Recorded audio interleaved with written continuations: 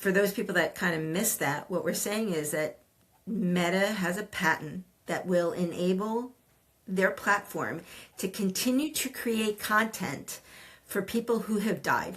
We've also identified is that by 2037, there will be more unalived people account on Meta than there will be people who are alive. That's a very horrifying line of thought. And I really think we're, in a land that no man has ever stepped on, and we're really experimenting with the implications of what the technology has brought to the table. Welcome to the Digital Legacy Podcast, where we talk about death and dying in the digital age. If you ever asked, how do I protect myself and those I love if something unexpected happened to me? You're in the right place. I'm your host, Niki Weiss, and together we'll explore how to protect yourself in a world where both your physical and digital legacy leave a lasting impact. And welcome back to another episode of the Digital Legacy Podcast, where we talk about death and dying in the digital age. My guest today is a professor from the Coastal Carolina University. Professor Gina, thank you for joining us today. Thank you for having me, and I cannot express how excited I am about the conversation we're about to have and the journey we're about to embark on today. Well, listen, I mean, marketing, university, academia, and death. Like, how for me to approach you on LinkedIn and then say, hey, do you mind being on my podcast? Because the topic that you and your husband Patrick have been talking about and writing about, because you have academic papers out there about our digital legacy. So please share with us what got you to this space. Very great question. I think what really originated this idea, or the line of inquiry, if you will, for us is, we study consumer behavior. We study how, human beings, consumers, if you will, make decisions on a day-to-day basis. And death and mortality, or immortality, if you will, is just such a, the ultimate decision state where you are under that ultimate decision or stress or emotional upsetting mindset, if you will. And so we started wondering, how do people really make decisions under those conditions, and how does that alter or create more opportunities for marketers to reach out to us? And then we started, doing research on, are there really companies out there that profit from the most vulnerable state of human experiences, if you will? And there are, and it's a billion-dollar industry sector. And the technology space is just moving so fast, basically on, in second speed. So it's just something that we cannot pass on and cannot say no to study and help with our understanding a bit better. I mean, as a professor, undergraduate, most of your classes are undergraduate or graduate level? So I teach at my current university. I teach a combination of both undergraduate and our MBA program. And so to be able to take this topic and transform it into a conversation of, it really is about consumer behaviorism. Yeah, exactly. And it's really funny that you mentioned that. I actually had a conversation with my students in both of my classes. One is more, fundamental principles marketing class, and the other is digital marketing class, about the very topic that we're discussing today, digital immortality, how companies are creating these business models to profit from, bring your loved ones who unfortunately passed away back to life, and what implications, what ethical concerns, what good sides it presents to the world, and why should we talk about it, basically? Because death is a taboo topic. I mean, it's a taboo topic.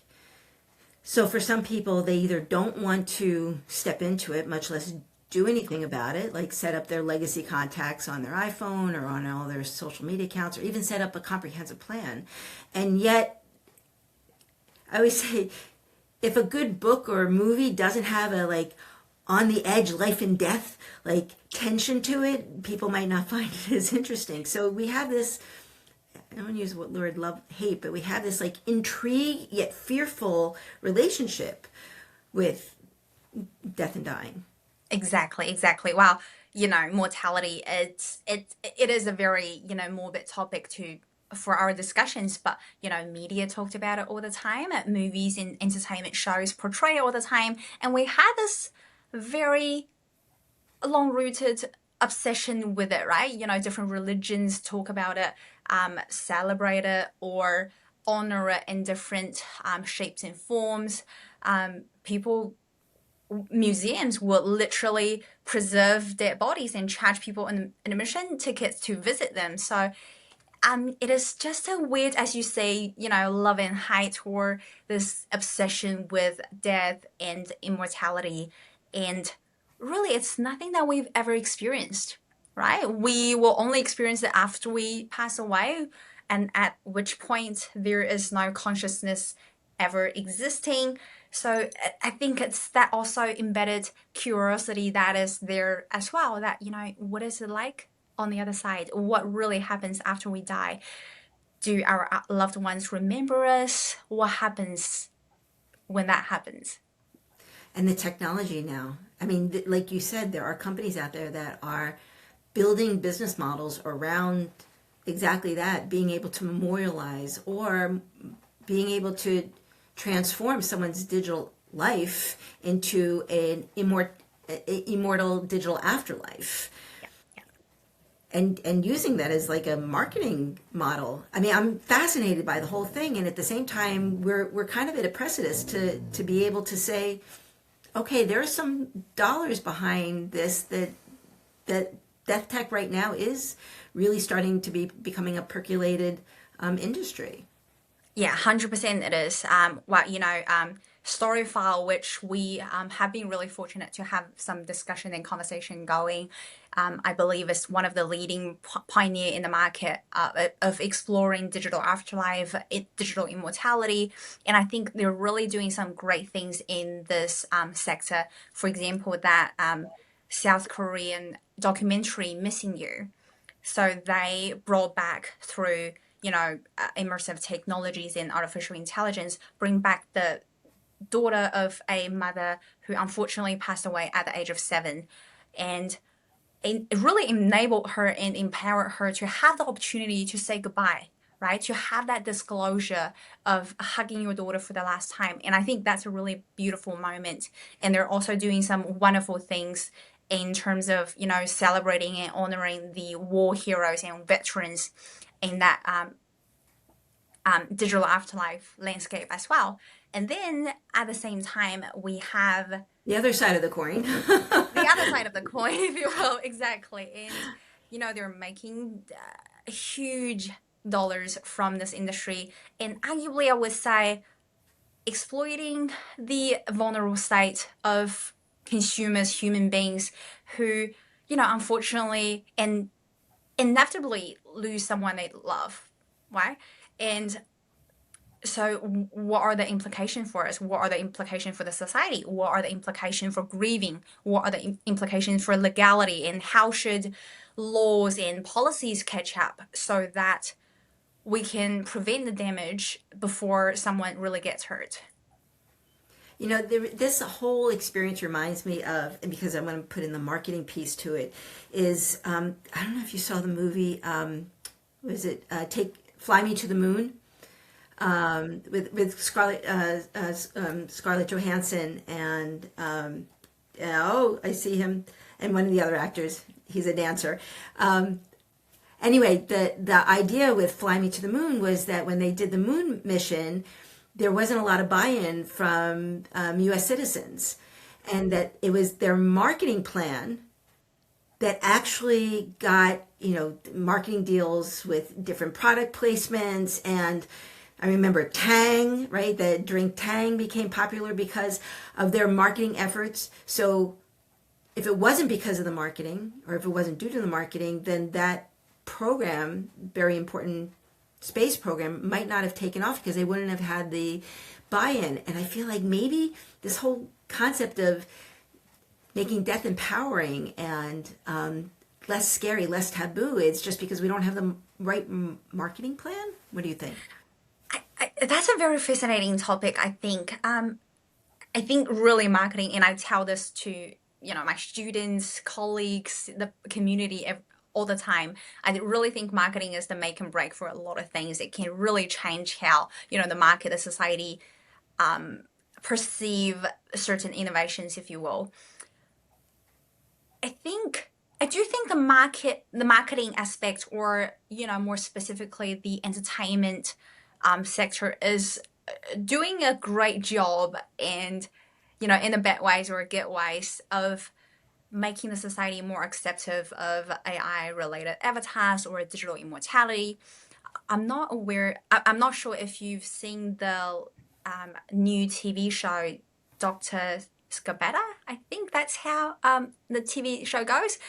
And one of the main cast in the show is actually, she suffered unfortunate loss of the partner, and they're actually using AI technologies to bring her back in not an archival way as we would call it in academia, i.e., it's photos of you, it's memories of you, and I'm not creating nothing new. I'm just giving you the opportunity to revisit those memories. So that's what we call archival AI or digital immortality. On the other side, we have what we call generative digital immortality or preservation, which basically, with large language models nowadays, we can really simulate what seems to be a clone of you or your loved ones. And that's what's being portrayed in that TV show. And I really think, TV shows like this and more exposure of phenomenon like this is going to desensitize the society a little bit and make us more acceptive of practices and marketing opportunities of such things. Well, let's just take what the reality, the news that came out this week, for those that don't know, so we're recording this in March of 2026, that Zuckerberg, right? So Mark Zuckerberg and Meta, they have two things. One is that they've released did they receive the IP, the intellectual property, to be able to create an algorithm? And I'm going to let you share with it. Dr. Gina, what's the news that just came out? So Meta, as most of us aware, is a tech giant in not just America but globally.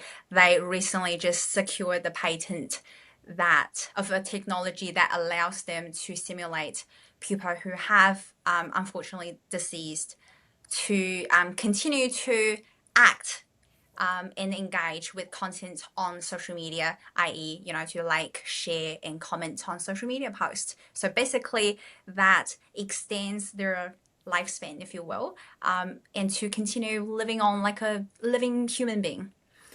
So, for those people that kind of missed that, what we're saying is that Meta has a patent that will enable their platform to continue to create content for people who have died.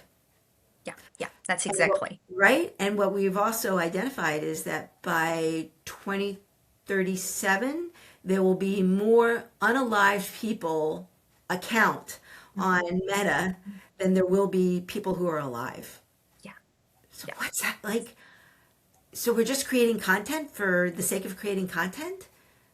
That's a very horrifying line of thought. And I really think we're in a land that no man has ever stepped on, and we're really experimenting with the implications of what the technology has brought to the table. Is it a good thing? Is it a bad thing? Is it going to make the world a better place? Is it going to help people grieve? I think no one has the answer. I don't have the answer. And to the best of my knowledge, I don't think the scientific society, the community, has any decent answer to that question.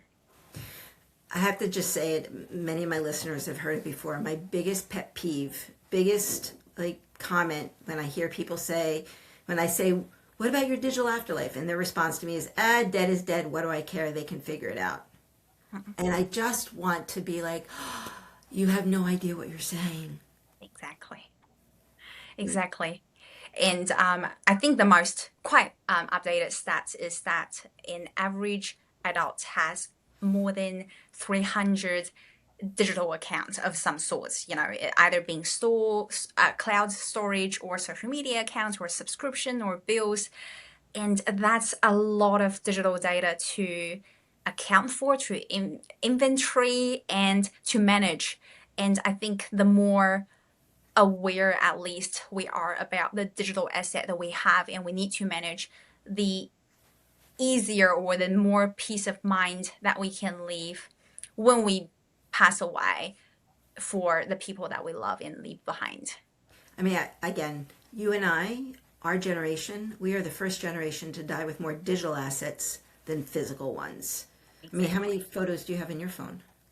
I recently just did a count and inventory of my phone album because it's cramping up the storage unit that I have. I'm pretty sure it's definitely more than 5 figures. That's Right? And years ago, we would die with a box of photos. yeah. It was a box of photos. I mean, I buried an uncle, 2 years ago, and it was literally a folder. Yeah. And the photos were meaningful, but now we just clutter, the noise we have, and to be able to delete them, and then okay, maybe you might delete some of them, but are they really deleted? Yeah, exactly. Even in our iPhone photo, there's a recently deleted photo, right? So are the content really removed from the inventory, or are they permanently there? So then what's the bigger plan?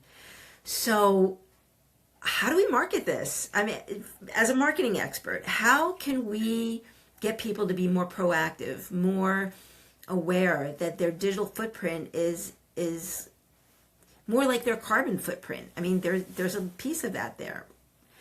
This is not endless. This makes an impact on the life we're living today. Yeah. I think wow. I think the work you do, and I'm saying this from the bottom of my heart, I really think the work that you're doing and you have been doing is really meaningful because, as extensive research in my line of work has indicated, has suggested that, in order to make informed decision that we're not going to regret later, taking the proactive approach and avoid the last minute decision when you're actually in that condition of duress is really the most effective way of optimizing our decision making. So, estate planning in general, and specifically digital estate planning, understand what kind of digital asset do you have, what possession do you have, and taking a step further, what kind of data do you want to be preserved? Or do you want to have a umbrella term of, in medical terms, we have do not resuscitate? Do we want similar clause in our will to be enacted? That I don't want my TikTok account to be preserved. I don't want my Facebook data to be accessed after my death. And this conversation is so critical because, in the current legal landscape, for example, if you do not use a legacy contact and measures like that in existing platforms, your terms and conditions that everyone ignores and just skip through and consent is actually going to take priority than your will if you haven't explicitly mentioned that in your will. So it's something that if you don't be proactive and plan ahead and mindfully plan ahead, it's going to be biting us in a later day. To live fully and die ready, and to know that we're expanding. As technology comes in and makes parts of our lives easier, it also makes a level of complexity that we might not have known about. So you mentioned the digital piece, and I have highly recommended to my clients now to do digital consent. What does that mean? When I pass, am I giving you consent, family of mine, whoever is going to be in charge? Have I given you consent to continue to use my likeness one aspect is a common practice is that when someone passes away, that everyone, friends, family, come together and share photos, their favorite photos of the decedent, and then they take all those photos and they consolidate it, and they put it on some platform, they digitize them and put them on someone's platform. They might be a paid service through the funeral home. It might even Facebook or somewhere, but the family doesn't own it then. They don't control it. You say, so then the other piece that I always recommend is just like we have a power of attorney, medical advance directive, a new document that I'm recommending to people is they build out a digital legacy advance directive, right? You're going to assign someone who has a level of tech savviness that will know how to shut down these accounts. Yeah, that's all great golden advices that you can give to anyone that's going to experience those things down the line. So how do we make this sexy? I mean, how do we make dying in the digital age like proactive? Like, let's take it serious and be empowered to build out our digital legacy. Or do we not make it sexy? Let's have a little bit of debate about that because, like, for example, I mean, I share so Jessie is behind me, right? So Jessie is that's our mascot. And I wanted something, and it takes, I was inspired by the Day of the Dead, the Mexican celebration, because I wanted something empowering, because most religions, cultures, it becomes taboo, this taboo topic. And then when I started the company, people were like, oh, be mindful, and, the word empowering and death should not be put together, and I don't know. So I interrupted you, but I would love to hear more about what you think about how we can, there are companies, I'm jumping around, sorry, my brain, but like, what is it? Liquid Death, right? Yeah. So, this was talking about brilliance on the marketing piece. And it's water. Yeah, exactly. And they're selling that, I think $2 or something per can. That is a genius marketing movement. Agree. So where can we go with just empowering people to, and I do think the younger people I think they're ready. I think they value their digital assets, and more so than probably some of the physical ones. Yeah, exactly. And well, I think, the younger generation, specifically my students in the classroom, their demographic is really shifting significantly. And I think I'm really optimistic that they're moving in the right direction, that they are, they value authenticity. They are saying no BS in my life. And one student asked me in my class today, so what do I do with my digital account? Should I say in my will that I'm going to terminate my account after I pass away? And I think those are really good discussions to have. And that's the really good initial spark that will help de-tabooing, or whatever you want to say, this very tabooed and very frowned upon discussion. Is that, yes, it is not sexy, right? There's nothing sexy about death, but maybe part of the change in mentality and shift in mindset is to, hey, let's have a sit down and talk about these things that is eventually going to happen. Right. Maybe estate planning should be incorporated into university curriculum, that we should all have discussions on something that is so impactful, that is so influential to not only the way we live, but the way we die, and how people we are going to leave behind deal with the messes.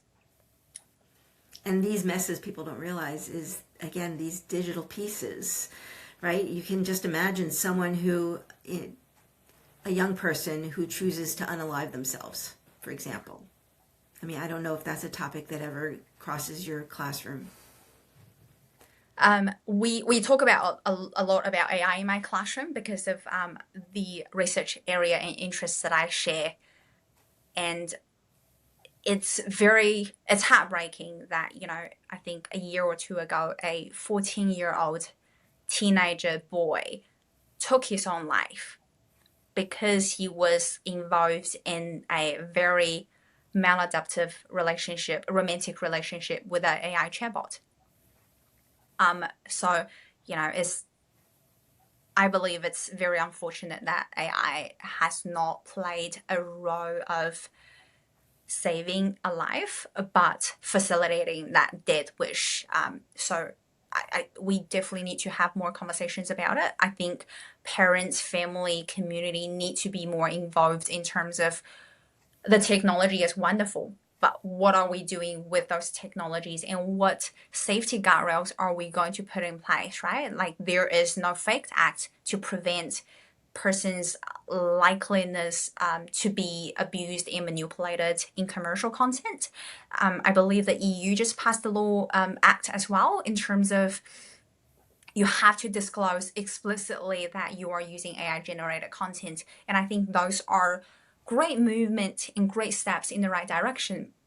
But laws are always the last to catch up, right? So I really think we need to be more proactive and more responsible and thinking ahead in that space. I mean, just you hit so many topics there that for us to really understand that how technology, artificial intelligence can either encourage or discourage someone for being engaged in their life. And then also how, cyberbullying, for example, some people have taken their own life because of cyberbullying, which is all just digital conversations that happen back and forth.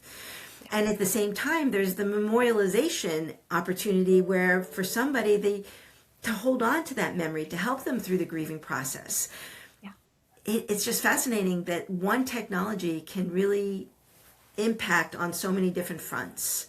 Yeah, exactly. It's a double-sided sword, right? So it can do amazing, wonderful, great things to the world, to the society, but also at the same time, especially with bad actors in the space, it can do some serious harm.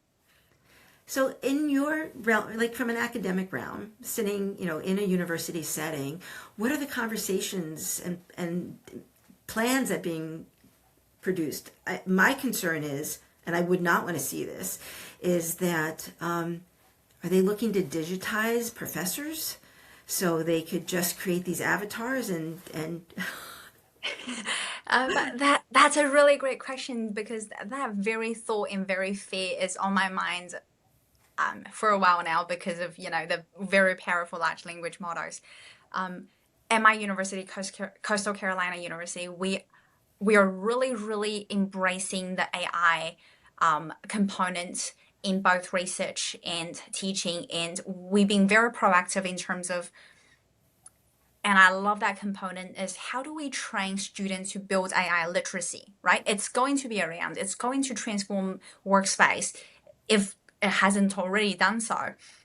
So how can we prepare the students to be able to detect misinformation and disinformation from the overall information space, right? How do we effectively use AI to actually increase our productivity and somehow remain that critical component of critical thinking, of creativity, of curiosity? Because that is something that we both worry about as professors, is that the younger generation, are they really hungry for information anymore, or it's going to the opposite direction because everything just comes so easily with AI, with the internet, with social media, and are things actually being fact checked before consuming and digesting them? So I think we're doing really great things in the space.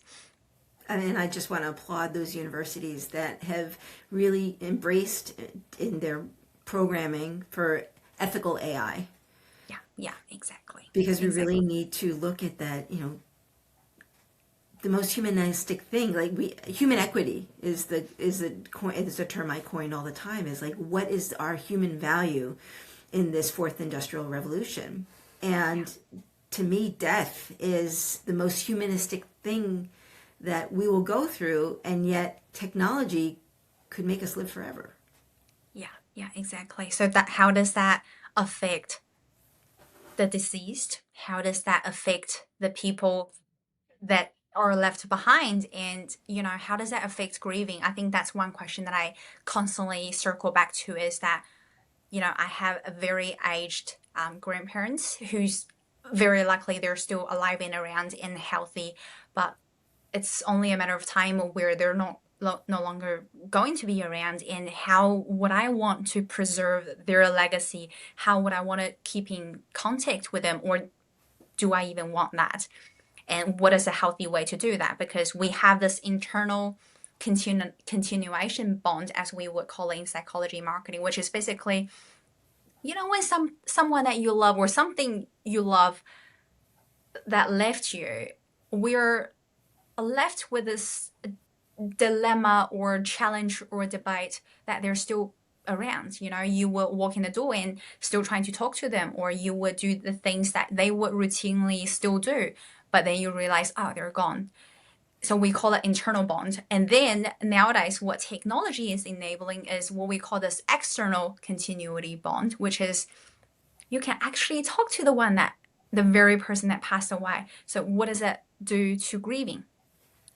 And a recent research article that's just got published, I believe, in Nature, that has a very low sample size, I think about 10 participants, that reported using grief bots are actually helping them to relieve the burden that they have on friends and families, right? Because no one wants to be always there, always on, when you're dumping that arguably negative energy, or that loss and grief and upsetting things going on. So it's actually showing positive effects on socialization and how do you grieve after enduring such a significant loss.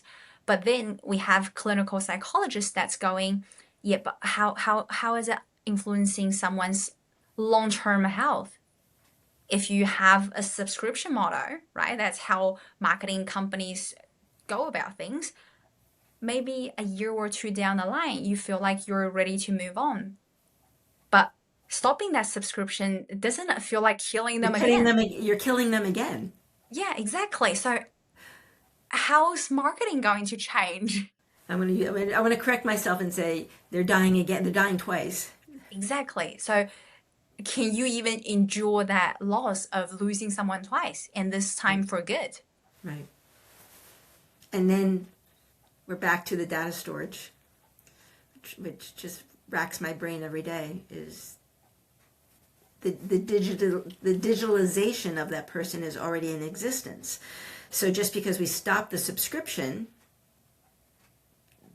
that those terabytes are somewhere living on somebody's server. Yeah. And who has control of that? Exactly. And that's another terrifying question that's very important to discuss, is that, does the data company owns the data?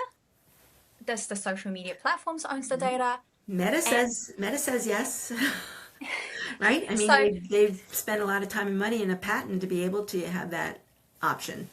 Yeah, exactly. So some says, upon your death, your data is going to be terminated, your account's going to be terminated, and we will lock out your data. And some actually explicitly say that we still own the possession of your data, right? Your legacy contact can have access to those data, but they do not own the possession. So what are they doing with someone else's data who also has massive monetary financial incentives behind it? What are they going to do with our data? What an important conversation. Thank you so much for diving deep into it. Are there some takeaways that our audience can think about? One or two takeaways as a professor in marketing, feeling very comfortable talking about this topic, that people, food for thought. Yeah, 100%. I really think it's circling back to what we talked about before, is I really admire that work you're doing, and I'm really passionate about the line of research that we're conducting about, how digital afterlife is reshaping marketing, and it's opening up new billion-dollar industries for marketing sector. And I really think sometimes awareness alone is the most powerful and effective conversation opener. That stop looking at it as such a tabooed and frowned upon topic, and having that discussion about it is the very thing that will help us to plan more effectively, proactively, mindfully, and to have a sit down conversation about, with your loved one, with your partner, with your children, with your family, what are we going to do after someone passes away? I think awareness and having that conversation alone is a massive step in this very fascinating and horrifying journey that we are on as right now. We are in it. The tsunami is on us. Like, it's not even at the shorelines anymore. We are full on in swimming through this sea of unknown. Exactly. It's definitely murky water. And with that, Professor Gina, thank you so much for joining me. If someone wanted to get in contact with you, best place to find you? My LinkedIn profile, if you can share that with the audience, that would be great. Otherwise, you can find me on my university profile. With that as well. And with that, we will end our conversation here. Thank you so much for joining. Thank you so much. I really had a lot of fun discussing this topic with you. Yeah, live fully, die ready.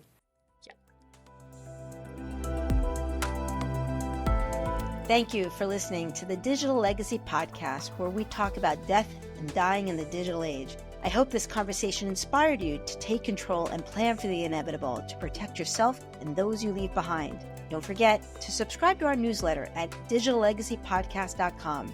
Remember, life is full of surprises. What happens after you die shouldn't be. So keep your passwords safe and your playbook up to date.